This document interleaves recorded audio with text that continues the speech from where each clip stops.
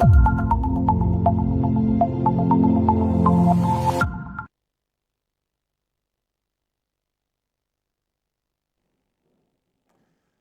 të Albike TV, mirë mbrëma, mirë se vini tek emisioni Zeri Diaspores. Kam kënaqësi që për ju sonte t'ua sjell një gazetare shumë e njohur, e cila faktikisht ka lëvizur në Shqipëri që para 8 vitesh dhe them shumë lirë, shumë që gjuhën shqipe jashtëzakonisht mirë zotron.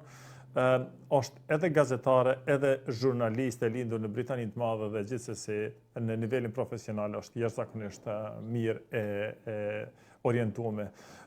Zonja Alice Taylor është gazetare dhe do bisedojmë shumë për çështjen e Shqipërisë, të mirat, vështirësitë që Shqipëria ka lënë dhe turizmin në Shqipëri. Zonja Alicia, mirë se vjen tek emisioni Zeri Diaspores. Përshëndetje, shumë faleminderit. I introduced you in Albanian language, but then we can go now to English as you recommended, so we can have a bit more kind of in better details of explanation. Although you're Albanian, it is really, really good to what I heard a few times. I just want, I do a lot of interviews in Albanian and I can't express myself always fully. And also I think some of the things we can discuss today should be in English for the benefit of people outside of Albania and outside of the diaspora as well. I thank you for that and thank you for your time. You're in Albania for almost 8 years now, and also you have quite lots of adventures, such as you wrote 250 adventures in Albania. Can you tell us a little bit about the book and what did you find in Albania since you're there? So I wrote a book last year. I published it in June last year. It's called 250 Adventures, Alice in Albania 250 Adventures. And basically, I love traveling around Albania, through Albania, meeting people, having adventures, exploring, everything else. And over the last 8 years, I've taken notes of every person I've met, every place I've been, every smell, taste, tradition, technique, artisanal technique, you name it. I have notes and photos on it. And I had the idea to put some of these into a book. And I have a list of over 1,000 of these things. Now, these can be places to visit, historical sites, artists, food, interesting people, a tradition, like I said, an artisanal technique. There are a whole range of experiences that you can have or people can have in Albania, covering everything you can imagine. And I have over 1,000 and that list is increasing. And I approached a publisher and she was like, wow. And she looked through the list and she was like, I'm Albanian, and I don't know, maybe I know a third of these. And she said, but 1,000 is a bit much for one book. And I agreed because obviously I want to write about them. And so we whittled it down to 250. And this 250 is a mix of things which would be interesting to someone visiting Albania for the first time. But I also wanted to include things which are maybe endangered or who are not so well known. So it's interesting to people in Albania and people in the diaspora. So it's a mixture of things and it's published in the English language and in the Albanian. So for each entry, it's first in English and then in Albanian underneath. This is because I wanted to expose people to the Albanian language, one of the oldest and most unique in Europe, in the world, in fact. And actually, I've been told that there are some teachers which are using my book to teach people the Albanian language. And I thought this was wonderful. But it also includes photos. So photos I've taken over the last 7.5 years. And actually, since I wrote it, there are things that I've written about that don't exist anymore. So for me, Albanian culture is very diverse, very beautiful, but it's also very fragile because we have a situation where people are leaving cities, leaving villages and rural areas, and they're moving to bigger cities or outside of the country.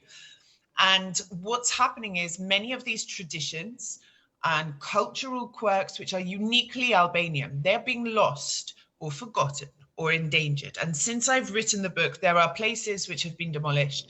There are people who have died. There are traditions which are no longer carried out. There are skills which are in the next couple of years going to be lost in terms of people who know how to do them. So this book has become, and the other books I want to write have become sort of a mission to try and preserve or capture information on these important things at a time Albania is really going through a massive change. I want to publish more books. I want to complete the 1,000 or so points that I have. And the idea is that it is not just a tourist guide for someone who wants to visit Albania, but it's also a collection of memory and culture and history from this period at a time when Albania is going through a massive transformation. You wrote other books as well, which I think is Albania. And also you said that you're already writing a book to continue. Yeah. Can you just tell me a little bit about those books, whatever you can describe, since we are on the books, on the writing? Yes. I also didn't mention, so with this book, Alice 250 Adventures, 20% of all the profits go to a charity called Mary Ward Loretto, which works between the UK and Albania to combat things like labor trafficking, sexual trafficking, all kinds of exploitation which can occur. Now, I wrote another book around Christmas time. It's a very short book. It's a collection of poetry on the north of Albania and customs and traditions and places there, which I found particularly interesting or that I felt were maybe a bit endangered in some ways. For example, the historical market in Peshkopia, this area is losing people. And I feel, you know, in a couple of years, this tradition of having the market there and the interesting things you find there, the crafts, the food, these are going to disappear as well. So I wrote this book of poetry, Tales from North Albania. It's a short book. I'm working on another book at the moment, which will be a coffee table book. So less text and more photographs showing sort of the side of Albania that you really only see when you live here or you travel a lot here, but also showcasing sort of some of the quirks and beauty of Albania to the outside world. And then, of course, I want to continue with my next 250 adventures to create this sort of encyclopedia series of culture and tradition and interesting places which are uniquely Albanian. Alice, where would be the best place to buy to find those books, and what kind of if anybody who wants to visit Albania want to know a bit more about Albania? Obviously, you have done from professional level quite lots of work on it. How can we find those books? Yeah. So if you're in Albania, you can buy them in all the bookshops here. You can buy them on Amazon. So for now, 2 of the books are on Amazon UK and every Amazon in the world. You can order them and they will be delivered in a couple of days for you. To follow me, I was very active on TikTok, but we're having some issues with that in Albania at the moment. But I use Instagram. And on Instagram, I post a selection of news. So I work for a media channel here. So I publish the news in English every day. I do the headlines for them, Euronews Albania. But I also do a lot of reels about my adventures, where I go, cultural quirks I find. I do some explanatory videos as well. So I try and understand what people are asking me about Albania, people who want to come here, you know. What's the currency, or can I drink the tap water, or how is it to move around with public transport? So I have a mixture of content where I discuss culture and things I've observed, but also to provide answers for people who want to visit to Albania or who even want to live here. I get a lot of messages from people who are maybe married to an Albanian person and they want to come and live here. They want to know about schooling. They want to know about the healthcare system. They want to know about how easy it is to integrate or how to learn the language, things like this. So the content I use on Instagram, Alice in Albania, is all geared around that. So some humor, some cultural observations, the daily news in English, the main headlines from the country, and trying to answer the most asked questions about the country. So if anybody wants to follow Alice Taylor, it would be quite lots of options they have, and I would call them to, if they want to find a bit more about Albania, certainly you're the right person to follow on the social media, certainly. You are an Albanian citizen now. I am, and I yes. congratulate you for that. And of course, probably you've seen a lot and you have a good reason for why you applied for citizenship there. Yes, it was something I just wanted. You know, I lived in Malta for 10 years. I lived in Cyprus for nearly a year. Obviously, I was born and I grew up in the UK, but I never really felt I was at home anywhere until I came to Albania. And I had that feeling of being at home within a few weeks. It was a very strange feeling because obviously the culture is so different, the language is different. There were so many differences to what I was used to, but I felt comfortable. I felt I was where I was supposed to be. I felt at home. Albania has given me many things. It's given me a beautiful daughter. It's given me family. My mum lives here now. But also it really inspired me in lots of ways. You know, I'd always wanted to write. I'd always wanted to be on, take journalism to TV, to make films, to make documentaries, but I never really felt inspired anywhere else, really. And then I came here and it was just, there's so much I want to do and I just don't have the time to do it, and this connection, feeling a connection to the country is really the reason why I wanted to apply for citizenship. It's not that I get a benefit. I don't get a benefit really from it. It makes some things administratively a bit easier. But the desire to have the Albanian citizenship was because I feel a connection. I feel this is my home. I want to stay here. And I feel proud to have it. I feel proud to say I am a dual citizen of the UK and Albania. It makes me happy to be able to say that. Considering that you have done an outstanding work and what you said about it, we always thought about it, in your introduction. And that's a hard work to explore all what Albania have to offer and being able to put in writing.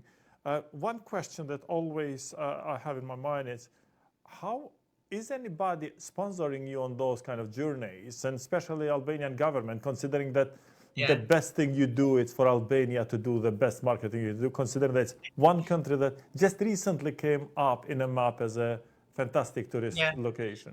Now, I get this question a lot, or people comment a lot. Oh, you're being paid by the government, or you're being paid by the opposition, or you're being paid by X, Y, Z. If I was being paid, I wouldn't be living in a Enver Hoxha apartment, No, I work for Euronews Albania. So my show, I'm paid I'm a freelancer. I'm paid to work there, but I have complete freedom there to do what I want. So I choose the stories that I want to cover. I choose who I bring to the show. In terms of writing, if I wasn't writing, I'd still be traveling anyway. I'd still be going and having these experiences because it's in my nature. Like, it's interesting. This is what I do for fun. I like to go and travel. I like to go and explore. I like to go to nice restaurants. I like to learn about the country I'm living in. So I'd be doing this anyway. And as a journalist, it's natural. I take pictures, I take notes. That's not hard work. I don't even really see it as work, I have a 5-year-old daughter. This is an education for her as well. I take her with me. She gets to see her country. It was very interesting, actually. I brought her kindergarten class to my studio a couple of months ago to learn about how TV works. And I asked everyone in her class, what's your favorite place? And out of the 30 kids, all of them said Germany, US, London, Italy. My daughter was the only one who said somewhere in Albania, and that really, I was surprised, she travels a lot and she loves it. She said Tropoja, actually. That's her favorite place. She travels a lot. So obviously this is what she's exposed to, but it really upset me that the others their favorite place was not in their home. Their home country, The government sponsoring me, I've been very critical of this government many, many times, and I've also praised them where I think it's due. I think if you look closely at what I write as well, and even the reels I make, there's a real reflection of reality in there. I'm not just saying, oh, this country is wonderful, there's lots of things here. I did a reel today about drinking water. No, you can't drink the tap water here. You might be able to in a couple of places, but you can't. It's 2025. You should be able to. You know, I've written in my book about the National Theatre protests, which I took part in. And I wrote what happened, that they started demolishing the building while there were protesters still inside. I've talked about poverty. I've talked about abuse that goes on, women's rights, you know, all things that are issues here, and a government that's been in power for a very long time, since 2013. There should have been more progress in certain areas. I do this because I like it. I have a job. I talk about Albania as a part of my job, but I'm free to talk about how I want. Writing a book, this took me, based on all the notes I had, maybe 2 months to write a bit every day. It wasn't a very big thing. What I'm writing now, it's not taking me a lot of time because all of the information's here, and this is a passion, you know. I want my daughter to be proud of me. I want her to be proud of her country. I want to inspire people to maybe look at some of the opportunities that are here, and not just to look abroad as the solution for all of their problems. And also I get pleasure, enjoyment, life satisfaction when Albanian people read the book and say, thank you. You know, this made me happy. It reminded me of my childhood, or it makes me want to return home. You know, this is the satisfaction I get. So no, I'm not sponsored by the government. I'm not paid by any political party to write or say anything about Albania. I don't even monetize my Instagram. I get 1.8 million viewers a month on average, and I don't monetize it. So that's the answer to your question. Well, the reason I raise this question is because there's countries like Albania, they should invest quite a lot more in kind of education for tourism, and bringing up the Albania as a place to be visited. And then you got somebody who is just willingly became a journalist, and certainly all that love that you have for Albania now, since you know a lot. I think if it was supported by businesses or others to help you increase the team and increase the kind of capacity to explore more and bring up more things, I think would be in benefit of the country itself. Yes. Nevertheless, you have done a great job, and I'm so proud of you, to be honest, as one of your colleagues. But one thing that we want to pick on quite a bit today, it's people's mentality and how do they see the tourists like and outsiders visiting Albania. You know, when I came to Albania in 2017, there were foreign people here. There were tourists, but there weren't many. You know, I really stood out as obviously being foreign, and it was quite a novelty. I mean, now you go to some places and it's still a novelty to have a foreign person there. But over the last 7.5 years, Albania's really come on the map. And what we've also seen in that time is a huge increase in property prices. I remember I rented my first apartment on one of the main roads in Block when I first came here, 2-bedroom apartment, about 80 something square meters. And it was like 300 euros, I think, at the time. Now that apartment is going for like 1,000 euros. This is really artificial. I think per month, isn't it? Per month, yeah. Correct. This is really artificial. And I think people have gone, oh, there's lots of foreigners coming to Albania. They want to rent, you know, they've got lots of money. I had a situation recently as well. I needed a babysitter. My mum was unable to. And I was given a contact of someone, a babysitter, not a nanny, just literally to make sure my daughter doesn't burn the house down for an hour while I'm out of the house, you know. And she wanted 1,000 lek an hour. 1,000 lek is equivalent to, in euro? About 10 euros. 10 an euros, hour. right. Yeah, I didn't want cooking or cleaning, just literally just make sure she doesn't break the house, you know. And my husband asked as well a few days later, but he didn't say he was my husband, and she quoted him 700. So Right. an Albanian person gets one price, and someone foreign, I was speaking Albanian, but obviously it's obvious that I'm not Albanian, got a much higher price. I understand, you know, Albania is a developing country. It has a very low economy. So many people have left because of a lack of good salaries, a lack of income, poverty, like I've seen real poverty here. And People, lack of education, obviously, I would say. yes, yeah, a lack of many things, people have left. But if you start overcharging deliberately, like charging two prices to take advantage of foreigners, this is a very slippery slope, especially in the world of social media. I'm an admin on a group on Facebook which has 500,000 tourists. It's specific to Albania. If someone gets ripped off, they are going to go and post on Facebook. They're going to put a picture of the business. They're going to name and shame, and your reputation is impacted negatively. You will end up losing what you think you would have gained by charging more. But then there is another side of the coin, and I've spoken about this last summer. I think there is a situation where some businesses in Albania are overcharging for services, whether it's sunbeds or coffee. They overcharge for services, especially in the summer and in the tourism months.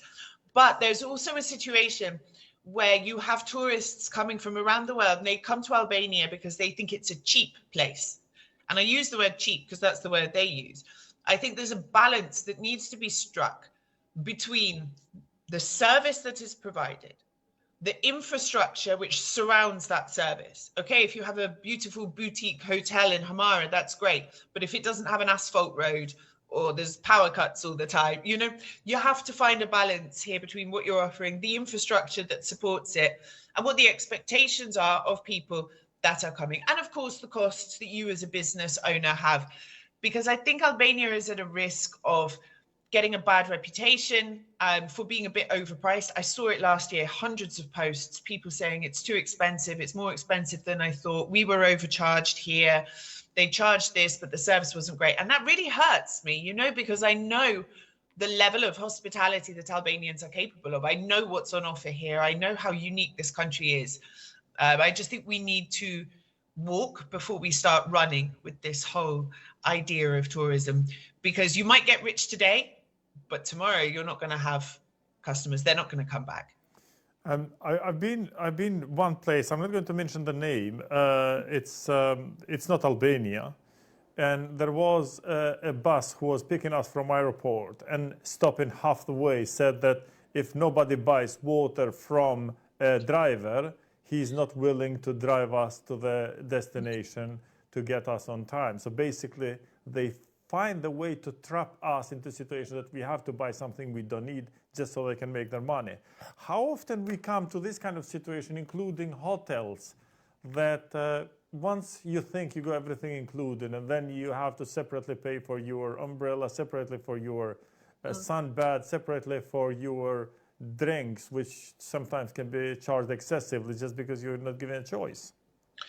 I mean, I haven't heard of this happening here. And I know, again, because I see a lot of people asking online, is there all-inclusive in Albania? It doesn't seem to be a huge trend yet, although I know there are a couple of places which are offering this all-inclusive sort of package.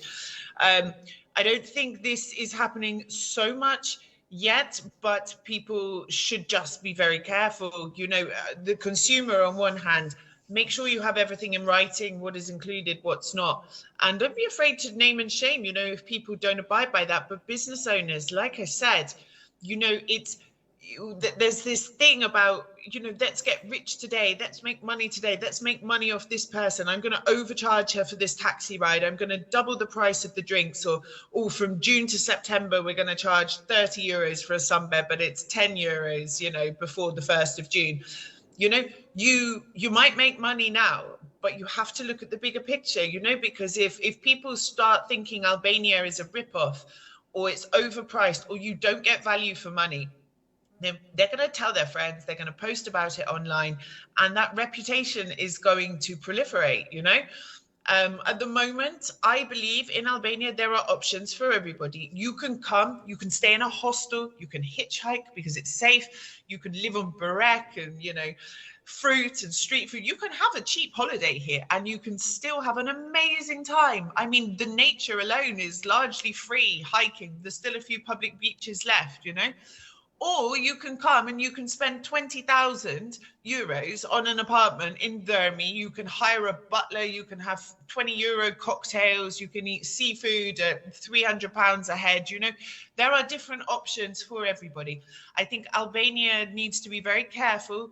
The different options can coexist, but reputation management is going to be really crucial over the next couple of years. Being fair, being honest with consumers, and understanding that this is not about getting rich today, it's about ensuring the continuity of Albania's reputation and its success as a tourism destination. How much have government worked on setting up some kind of regulations that, I mean, it's a free market, but you still have to have a bit of decency and transparency of what you do, what you charge, and what services do you offer. Did they do any work on this? They have. So they have made proposals regarding sunbeds on public beaches. So only hotels are allowed to use beaches for sunbeds. And the number of sunbeds they're allowed is related to the number of beds that they have in the hotel. I don't know if this has been formalized yet. I believe there were also plans to increase the public beaches, the space on the public beaches. But then again, it all comes down to enforcement at the end of the day. You know, we have private operators already operating on public beaches illegally. So another law, it has to be enforced. You know, it's no good just writing it. They've also made some suggestions and proposals about professionalism within organizations and companies that deal with tourists, such as having proficiency in English, having certain certifications. Guides now have to be licensed. But I think the issue with pricing is a bit harder to regulate because so much of the Albanian economy is informal. And this remains even today. You know, you can get in a taxi and they'll ask you, you know, do you want it on the meter or off the meter? Off the meter, you negotiate the price. This is when tourists can get ripped off. They don't know. The amount of times I've been in restaurants and I've had my receipt brought to me on a piece of paper, handwritten, or a non-fiscal receipt, just sort of printed off a little machine, you know, until this climate of informality is really dealt with, it's going to be hard to enforce any rules, I think, because, you know, while it's informal, while it's not proper fiscal receipts and proper pricing, there's lots of room for maneuver, and that's where illegality can happen. It also happens to me in shops, you know, where they'll display the price, and then you get to the counter and they're like, oh, the price has changed, blah, blah, blah. Like, you know, in the UK, or at least when I was there, they have to sell it at the price it's advertised. There's no scanning the code and then going, oh, actually, it's 10 euros more than advertised. No, you have to sell it at the price it's advertised at. We'll get there. The painful thing is, to me, happened in Tirana in free shop, which was disgusting, I would say, really was.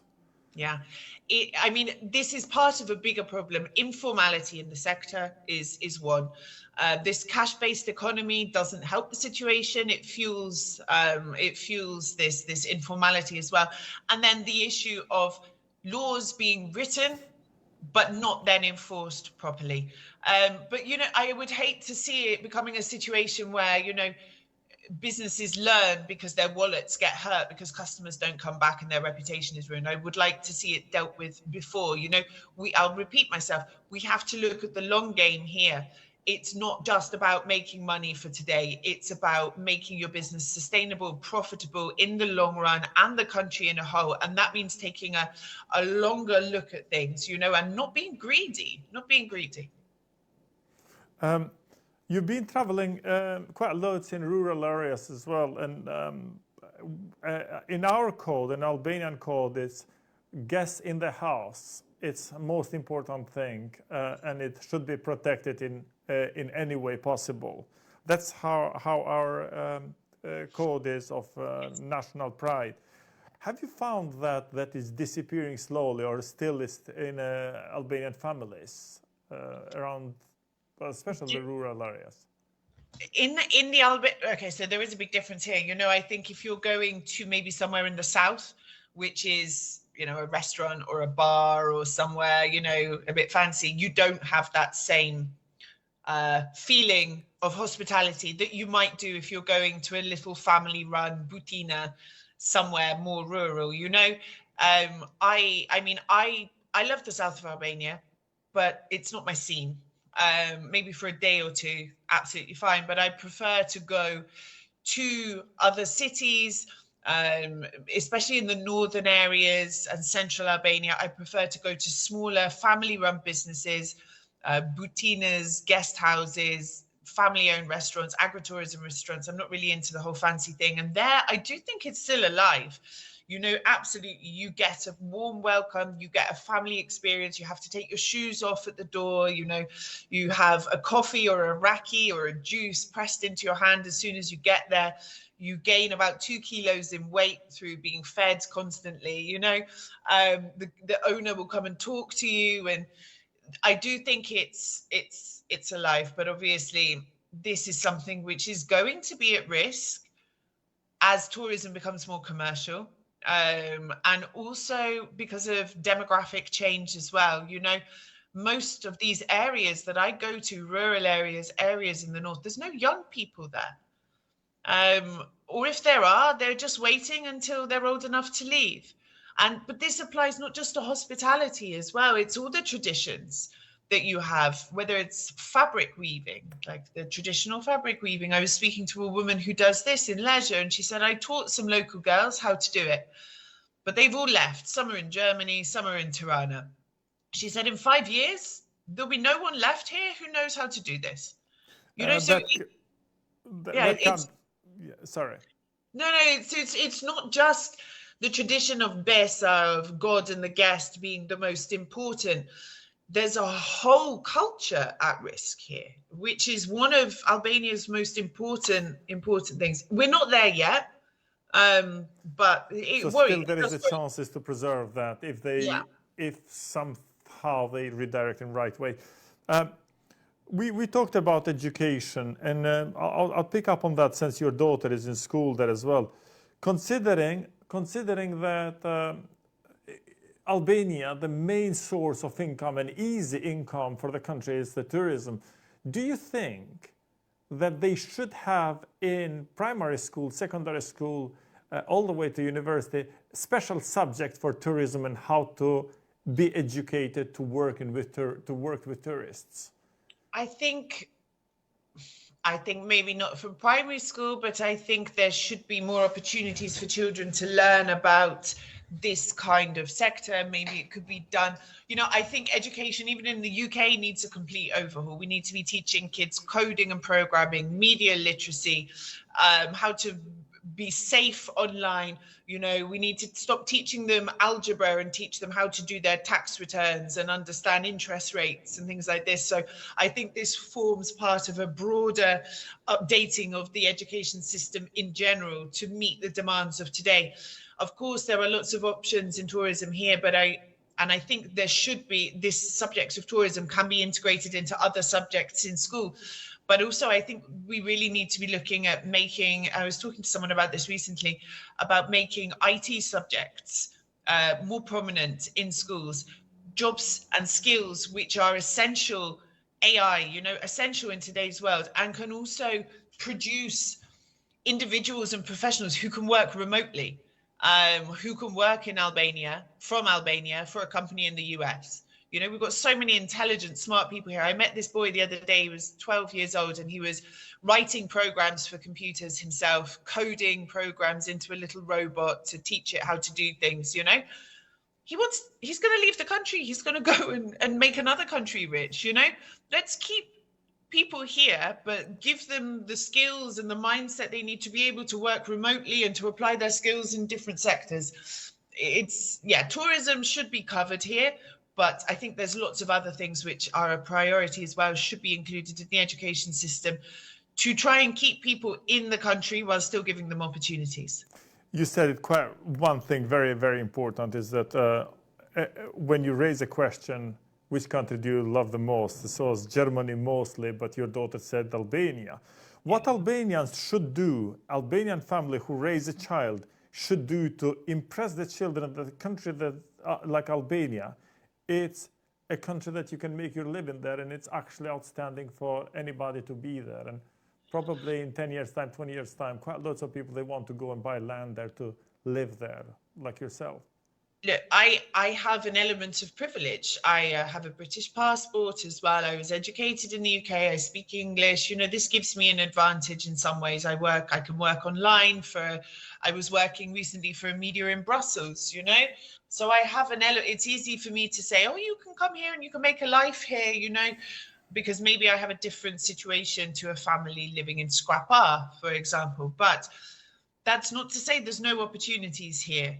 There are so many opportunities here, like, but it's hard. It's not easy. There are problems to overcome, but I think that there's this wish, this desire to get rich quickly and to want, you know, oh, I don't want to work for 600 euros a month, you know, but you have to start somewhere, you know. And I impress this into my daughter, you know, and I say, my dear, I was working washing dishes at the age of 14. I earned £2.50 an hour.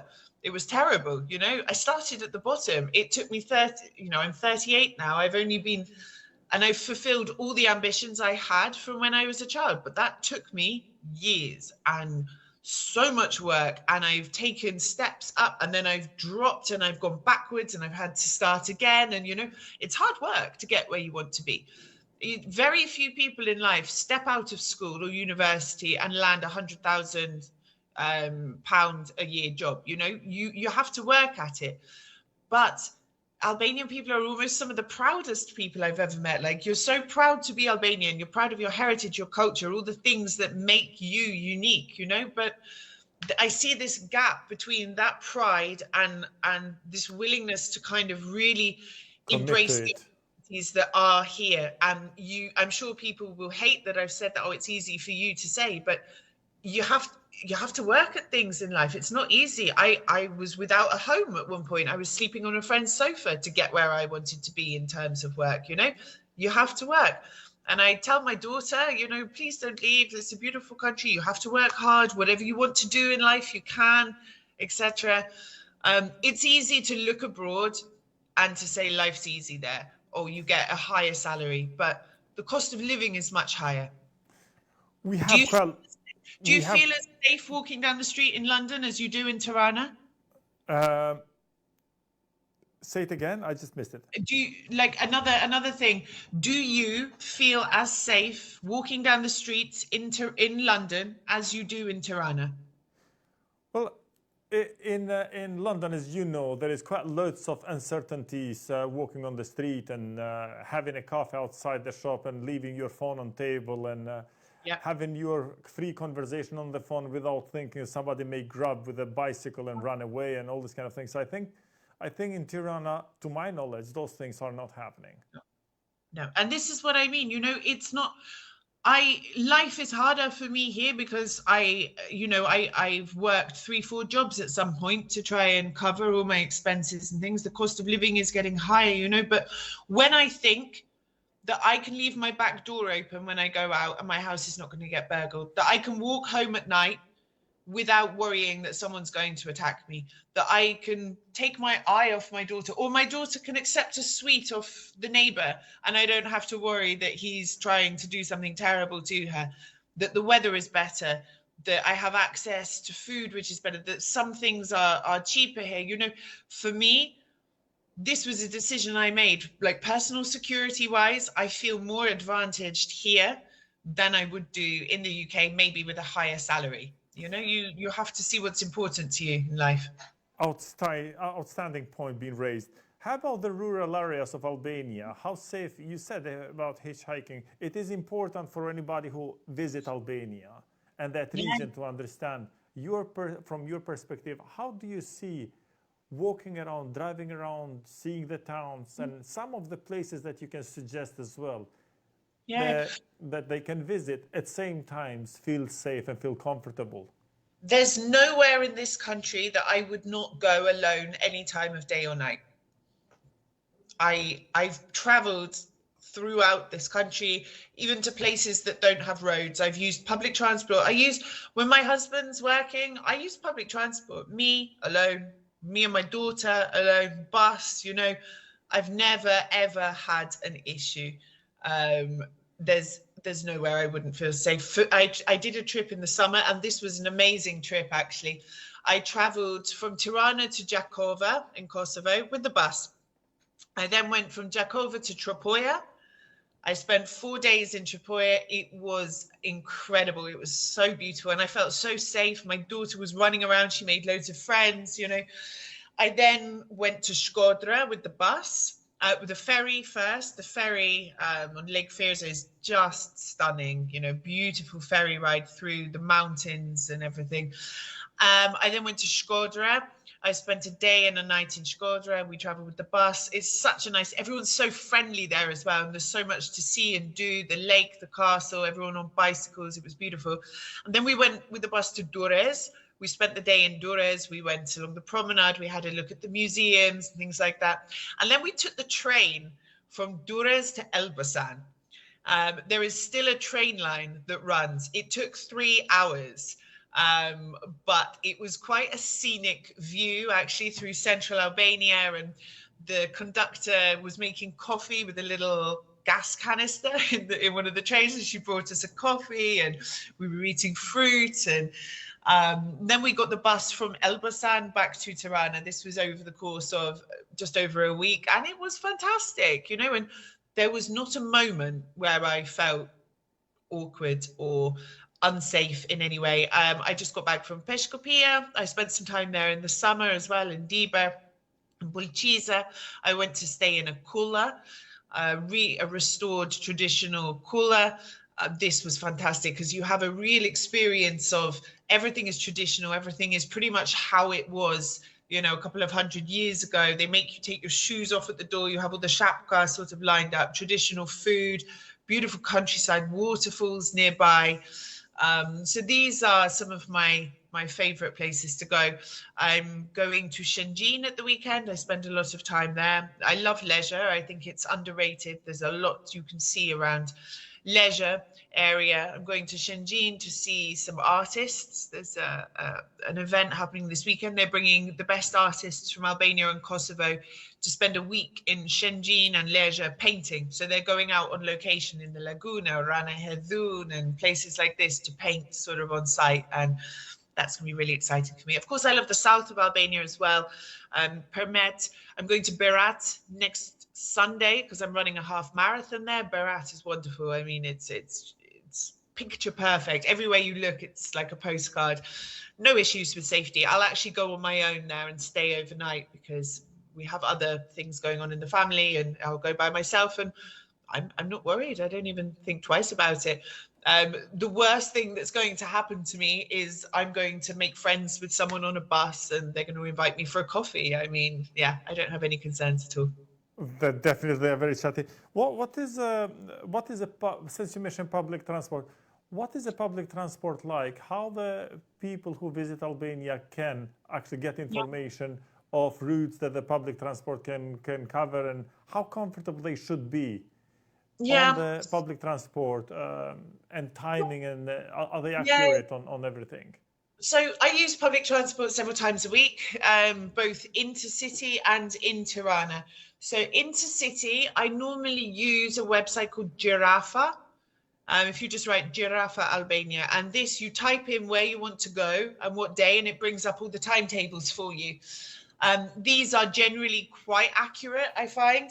And what I do is I recommend you get to the bus station about half an hour before the bus goes, because they can fill up quite quickly.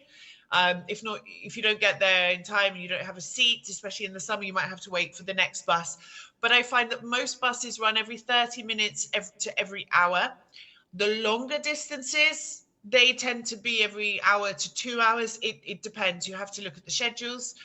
If you're taking a route regularly, sometimes I get the number of the driver so I can reserve a seat or just check if it's running.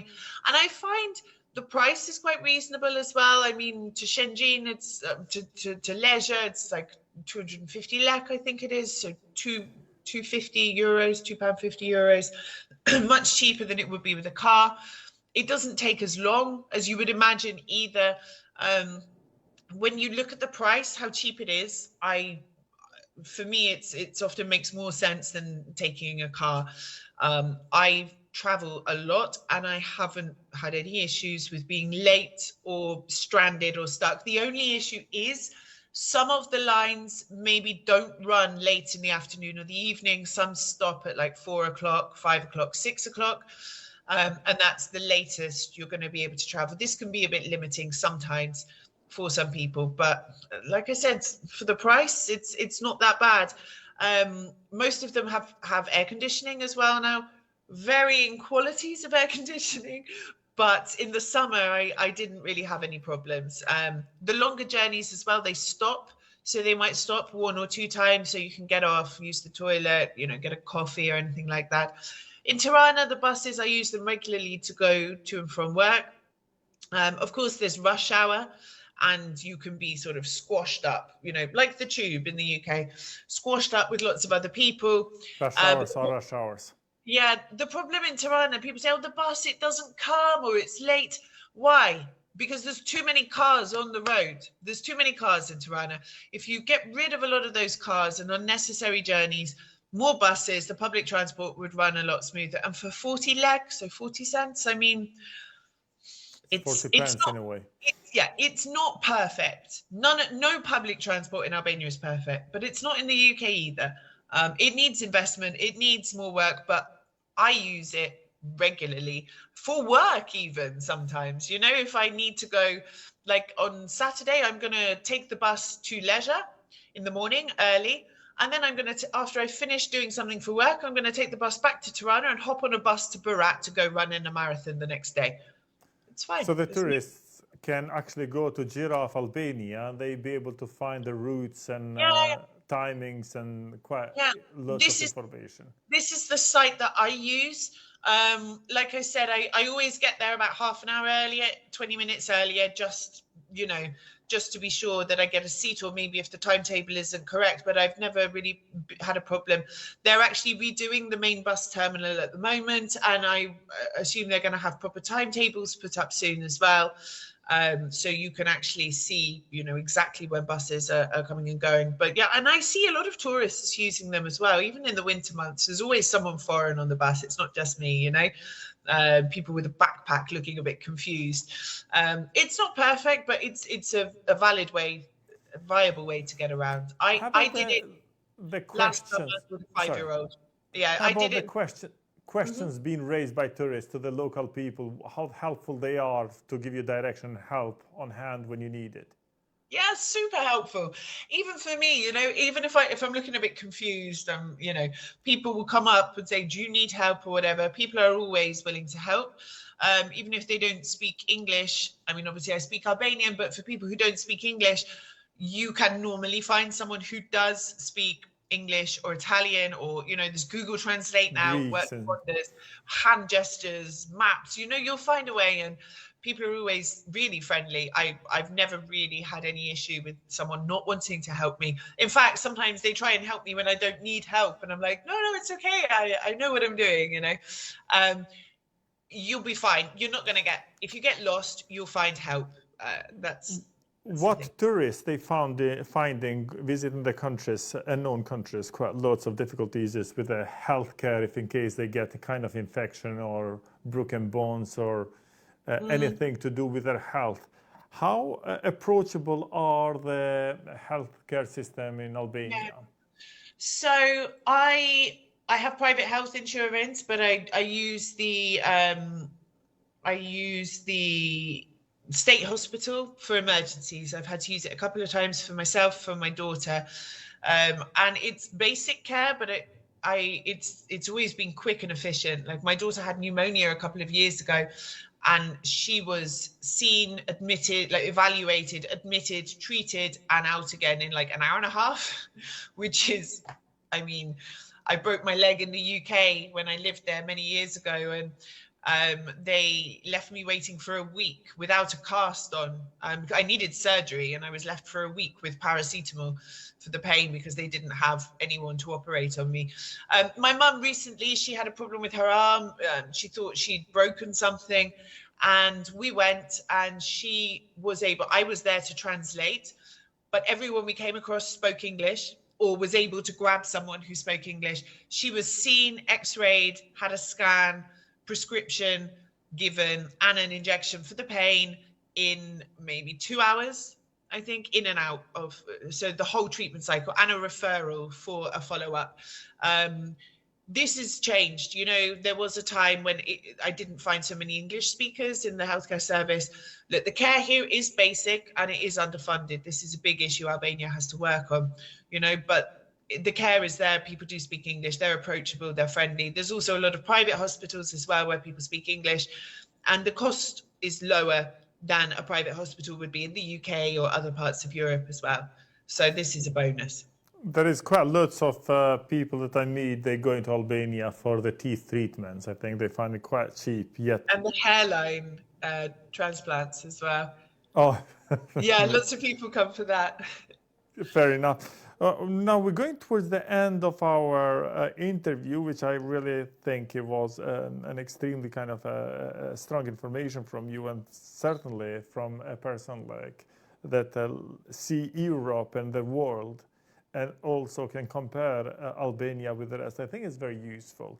Is there anything that I did not raise as a question that you really want to talk about it from your perspective? Oh, that's that's a good question. You know, I mean, I could talk about Albania for years. I mean, I guess there's things one of the questions I get asked a lot from people is to do with education. So people will ask me, like I said, maybe they're married to an Albanian person, or they're an Albanian family, but they were born abroad or have been living abroad for a young time. And actually, over the last 7.5 years, I've got more and more messages from people like this who want to come back. They want to come back to Albania. This is people I know as friends and random people who message me on Instagram saying, we want to come home, or we want to go and live there again. Many reasons. Safety is often one of the reasons, actually. Quality of life. So one of the things they will always ask me about is education. And this is difficult. There are private schools in Albania. There are private English language schools. These are extremely expensive, and personally, I don't think they're worth the money.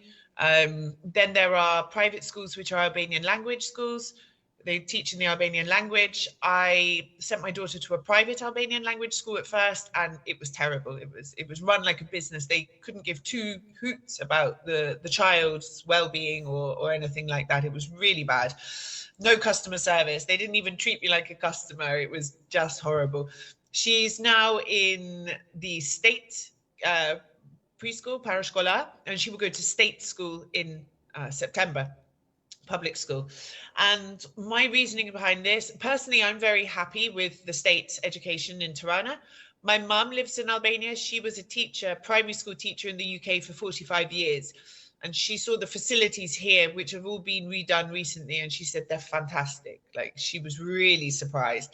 And I'm very happy. There are big class sizes, yes, but there are in the UK as well. For school for next year, the thing that I don't like and that's concerning me is that the school day starts at 7:45 and finishes at 12. So this is difficult for working parents. You know, what am I supposed to do with her between, 12 and 4 o'clock? You have to pay for after school.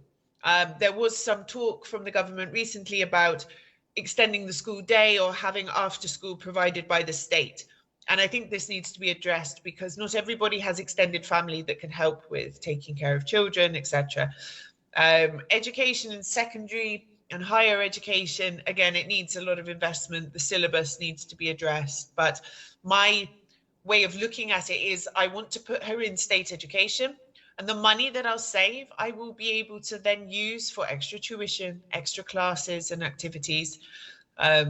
So I think, yeah, for people wanting to move here, there are options for English language speaking education, but it's great if you can put them into an Albanian language school, and there are lots of options, either state or private.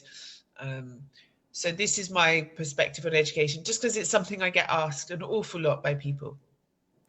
How is the distance? How is traveling to Greece from Albania, Montenegro, Macedonia, Northern Macedonia, if I put that better way, and Kosovo from Tirana when you want to visit? Yeah, I go a lot for work and for fun. So I was in Montenegro 2 weeks ago, and the first was in there at the beginning of March because I ran in a race, and then a week later. The first time we went with a car, it took us 2.5 hours, I think, to Ulcin. There wasn't any queue at the border because now they have the new road between Tirana and Milot. So yeah, it's super quick. And from Leisure onwards is a different road, but it was a Sunday morning quite early. There wasn't much traffic, 2.5 hours. Took us longer coming back because there was traffic, but also queues at the Montenegrin border. I went with a bus a week later. It took me 3.5 hours. No, 3 hours, 15 minutes, something like this. But I was on a bus. They had to stop and check all the passports. It was quite quick. For Kosovo, again, it can take you longer getting in and out of Tirana than it can the rest of the road. Kosovo is quite quick. There's regular buses you can take throughout the day, there and back. Driving is probably about 3 hours to Pristina. 2.5, 3 hours. It depends on whether you're following the speed limit or not. North Macedonia is pretty quick as well. I've only ever been from the Pogodet side, 2 hours, I think, to the border. Greece, there are lots of bus lines, international and national bus lines that go there as well, and it's not that difficult. The only bottleneck is really around Durrës and Tirana when it comes to traffic, getting in and out of the city. But again, they're building more roads. Like, the road infrastructure is changing significantly. There's now big autostradas connecting most areas of the country, and they've just done the ring road in Tirana. They're widening the autostrada on the way into Tirana now. But I think the problem remains that people use their cars too much. Tirana is a tiny city. It's small. You can walk from one side to the other. I walk, so much in Tirana because it's really small. But then I have neighbors that will take their car to the shop at the end of the street. They'll, 200 meters, they take the car. Armenian people love cars. We know that. But we need to decrease the reliance on cars because this will alleviate some of the traffic problems and also to do with pollution as well. But yeah, probably time for Boris' bike to be introduced down there. No, I'm not sure about that.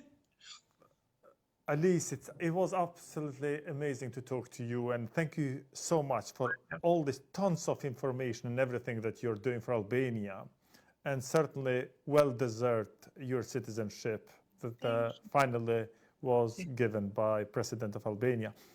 I certainly owe you to, when I come to Tirana, to come into your studio to talk about life in London. Yes, I've been absolutely. living here for 32 years, so probably I know quite a bit. You've lived there longer than me. Indeed. I thank you again, and it was absolutely a pleasure to have you on my show. Thank you. Let me know when you're in Tirana and we'll sort out that exchange. No problem. Certainly, again, thank you so much. And teleshikues të Albi UK TV ishte zonja Alice Taylor, e cila na njoftoi, na informoi shumë për Shqipërinë dhe gjëra të cilat unë sidomos që kam lëviz nga Kosova si i ri nuk i di shumë, po gjithsesi shumica e popullatës shqiptare nuk kanë pas kohë apo interes me vëzhguar gjëra të cilat i ka vëzhguar një zhurnaliste si Alice Taylor. Nga on Sabri Agime, Zeri Diaspores, miru pafshëm në emisionin radhës me një topik tjetër apo diçka tjetër, një temë tjetër. Natën e mirë, miru pafshëm.